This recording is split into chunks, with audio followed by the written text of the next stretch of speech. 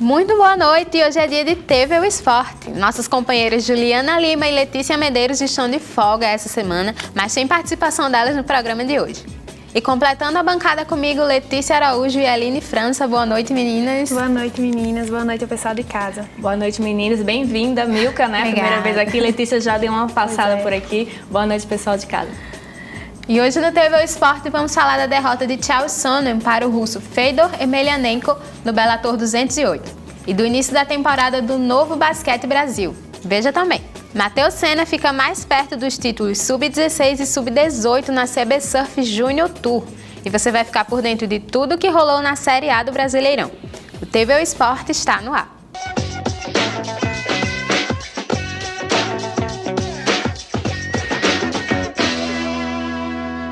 No último sábado rolou o Bellator 208 em Nova York. Na luta principal, Fedor Emelianenko nocauteou Chael Sonnen antes dos 5 minutos do primeiro round.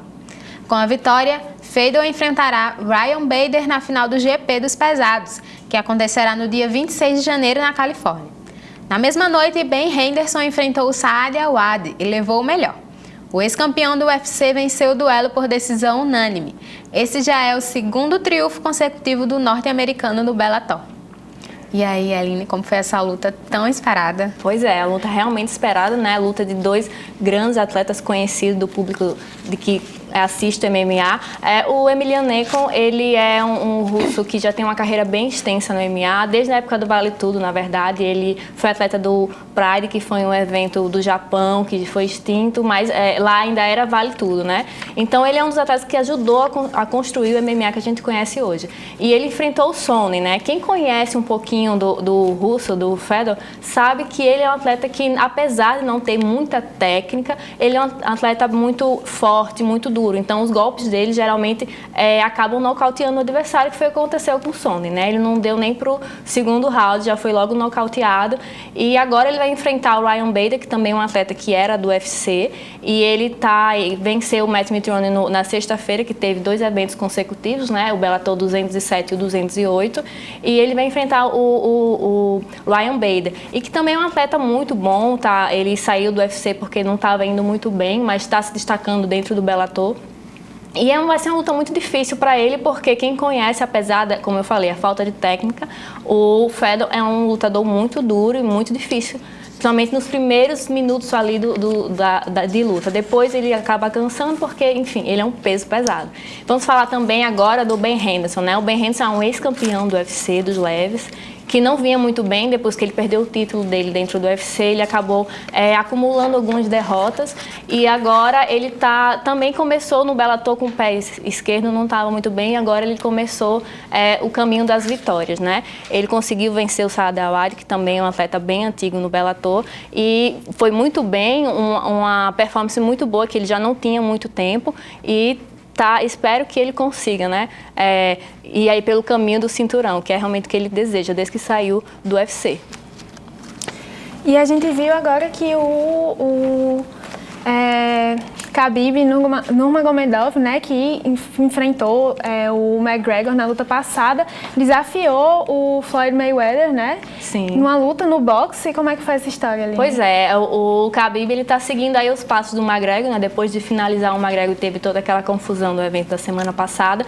Ele acabou desafiando o Floyd Mayweather, né, que é um lutador de boxe já aposentado. Ele fez uma luta em 2017 com o Conor McGregor, que foi uma luta que arrecadou milhões, eles tiveram um cachê milionário os dois. E agora o Khabib chamou ele para lutar, disse, a luta de invictos, né? Porque tanto o Khabib quanto o Floyd são invictos dentro dos seus esportes. E aí a luta seria de boxe, né? E aí, rapidamente, o Floyd Mayweather já respondeu, já falou que topava, já convocou aí as empresas que geralmente organizam essas lutas de boxe. E a gente vai esperar o que vai dar, né? Porque o Khabib, quem viu a luta dele com o McGregor, você percebe que o jogo dele é de solo, né? Então ele faz muito jogo de grade, de solo e não tanto na parte em pé do boxe. Então a gente tem que ver como é que ele vai conseguir, como é que ele vai arrumar esse jogo dele para lutar com o lutador de boxe, né? Lembrando que também o máximo que ele luta no UFC são 5 rounds, e no boxe tem 12 rounds. Então ele tem que aí também cuidar da parte do gás, além da parte em pé. Vamos esperar, né? Nesse final de semana aconteceu a terceira etapa do CB Surf Junior Tour 2018 na praia São Francisco do Sul, em Santa Catarina. Os potiguares tiveram destaque, em especial o surfista Matheus Senna, que agora é líder dos rankings Sub-16 e Sub-18. Na categoria Sub-16, Matheus Senna ficou com a 5ª colocação e deixou escapar o título antecipado. Já na Sub-18, o potiguar assumiu a ponta do ranking após chegar na 4ª colocação. Quem também fez bonito no Tour foi a catarinense Tainá Hinkel, que, assim como o Matheus, lidera as duas categorias. Tainá venceu a etapa na Sub-18 e ficou em terceiro na Sub-16.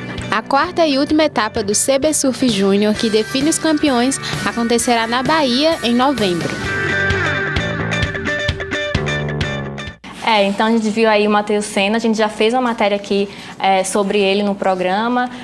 Ele tem uma história bem interessante porque o pai dele também é surfista, ele começou a surfar aos 3 anos de idade e agora está despontando aí um dos nomes do surf potiguar. Ele já participou do Mundial do ano passado, foi no Japão, ele ficou na 8ª colocação e no dia 22 ele está viajando para esse Mundial da Califórnia. A gente deseja sorte para o Matheus Senna. Além do Matheus, outros 2 surfistas potiguares também mandaram bem no evento.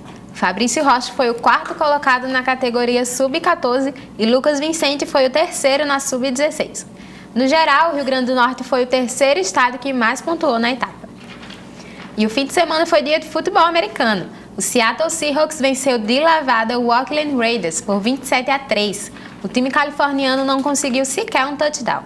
O Pittsburgh Steelers conseguiu uma vitória emocionante em cima do Cincinnati Bengals, com uma virada nos últimos segundos. A partida terminou 28-21. O Kansas City Chiefs e o New England Patriots protagonizaram um grande jogo desta rodada. Vitória de 43-40 para o time de Tom Brady, com o field goal desempatando a partida nos últimos segundos. O domingo também foi dia de futebol americano aqui no Brasil.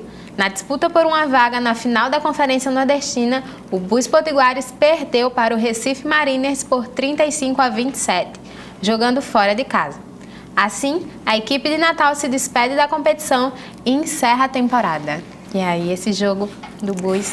Pois é, né? O Bus e o Recife Mariners, eles vêm aí com um desempenho semelhante, né?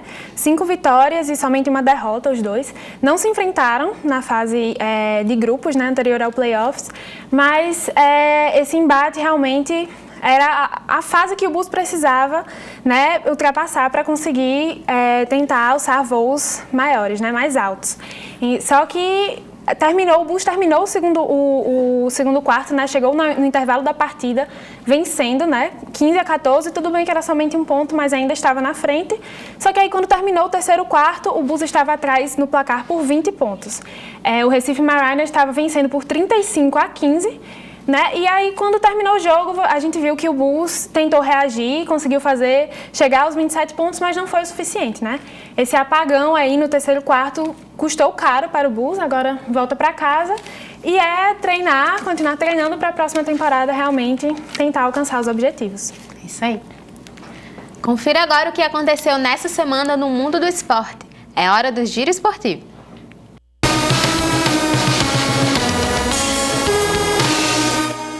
A seleção brasileira de vôlei feminino está fora do Mundial. O Brasil precisava vencer o Japão por 3-0 para avançar para a terceira fase, mas não conseguiu e deu adeus ao sonho do título mais uma vez. O Mundial de Surf tem um novo líder. O brasileiro Gabriel Medina assumiu a liderança da liga, disputada na França na última sexta-feira. O ranking é seguido de Felipe Toledo em segundo lugar e do australiano Julian Wilson em terceiro. O brasileiro Marcelo Melo e o polonês Lucas Kubot superaram Bruno Soares e Jamie Murray no duelo final da Masters 1000 de Xangai. Essa é a 4ª vitória do ano de Marcelo e a 32ª da sua carreira. A tenista Diana Yastremska, de apenas 18 anos, conquistou no último domingo o primeiro título da carreira. A ucraniana venceu a chinesa Qiang Wang e se tornou a 6ª adolescente a alcançar uma final de WTA e a 2ª a conquistar um título.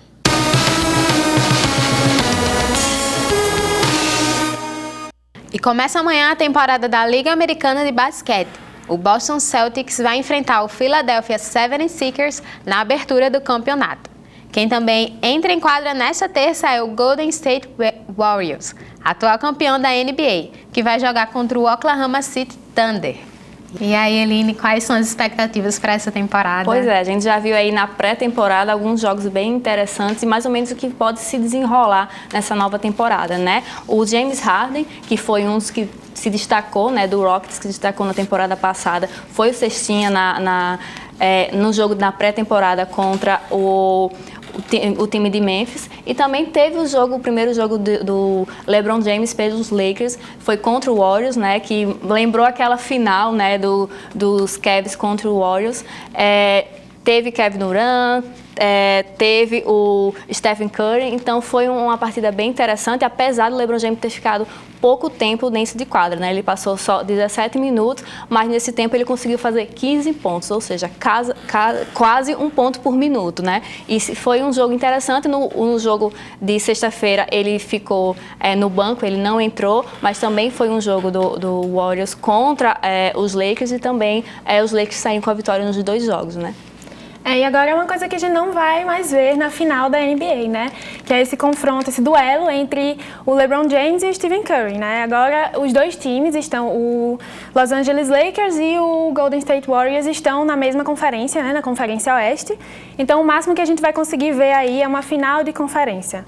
E aí fica a dúvida, né? Qual vai ser o time da Conferência Leste que vai conseguir, que vai ser o time campeão, né, da conferência, que vai conseguir superar e vai chegar na final.